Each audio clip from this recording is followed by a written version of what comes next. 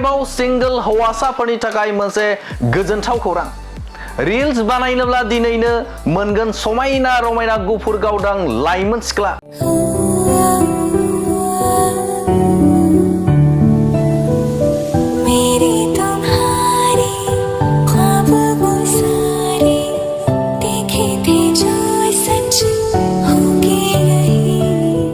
नंगौ रिल्स बानायग्रा हौवासा नायगिरदों सासे हिनजावसाया नागिर फाग्लि जानानै हमथानो हायैयाव खौरां बिजोङावबो फोसावगारदों सासे लाइमोन सिख्लाया सारा बुहुमनि हिनजावफोरा गावनि जिउनि लोगोरिखौ साख्रियावला गुरै माहि आरो मोजां गियान आखुनि सेंग्राखौ नागिरो नाथाय दिनै समजों लोगोसे लाइमोन सिख्लाफोरनि साननाय हनायफोरा सोलायबोदों नैबे डिजिटेल जुगाव लाइमोन सिख्लाफोरा सरकारि साख्रि गोनां हौवाफोरखौ नागिराखै बिसोरनो नांगौ रिल्स बानायग्रा हौवा गोदान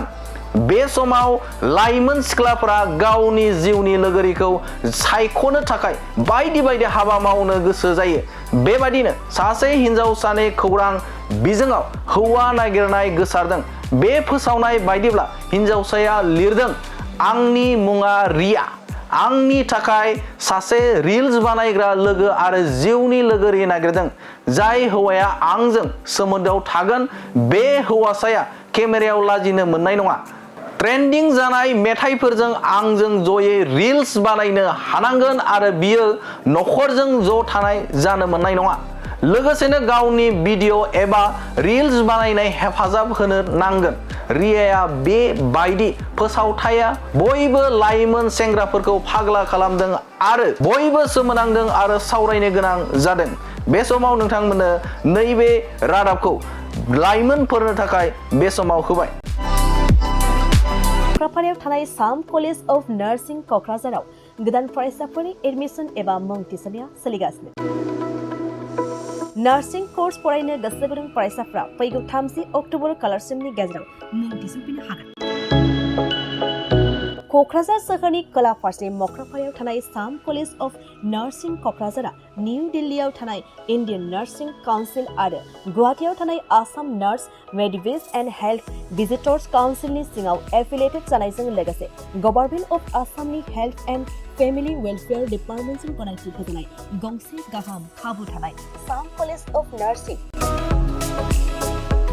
3 years in general nursing midwifery आरो 2 years diploma in auxiliary nursing and midwifery course-नि सोलोंथायखौ HS पास खालामनाय साइन्स एबा आर्ट्स स्ट्रीमनि गोसो गुदुं फरायसाफ्रा लानो हागोन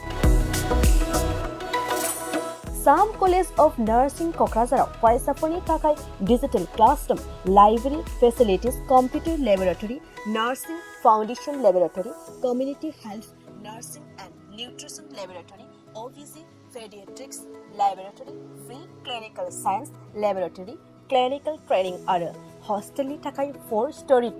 RCC Residential Building लोगोसे बासजों थांलाय फैलायनि गाहाम खाबुफोरखौ होनाय जायो। आबुङै मिन्थिनो थाखाय 9854550697 नङाब्ला 9854300175 मबाइल नम्बराव खौरां लाहरनो हागोन। जोंना दा साम कलेजाव एडमिशना जागासिनो दङ 31 अक्ट'बरसिम